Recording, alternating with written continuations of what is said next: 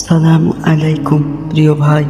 তুমি কি কখনো ভেবেছো পাপ করা কত সহজ, কিন্তু তা থেকে ফিরে আসা কত কঠিন?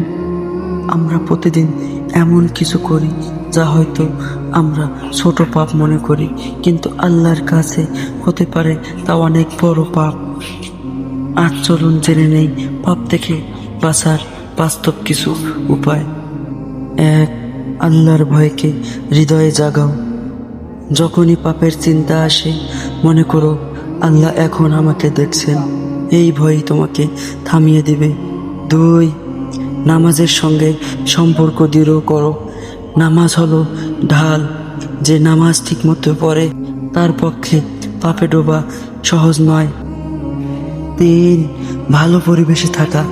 পাপের আহ্বান বেশি আসে বন্ধুদের দিক থেকে, তাই এমন বন্ধু বেছে নাও যারা তোমাকে আল্লাহর দিকে টানে। এমন বন্ধুর সাথে সঙ্গ দিও না যে পাপাচারে লিপ্ত আছে। চার, সময় একা কাটিও না। অন্যায় অনেক সময় একাকিত্বে শুরু হয়, তাই একা থাকলে কোরআন পড়ো, নসিহাহ শোনো, অথবা আল্লাহর জিকির করো, সলাত আদায় করো। পাঁচ, তওবা করো। যতবার পড়ো না কেন, আল্লাহ বলেন, হে আমার বান্দা, তোমরা নিজের প্রতি অন্যায় করলেও হতাশ হইও না, আমি সব পাপ ক্ষমা করি। সূরা জুমার আয়াত 53।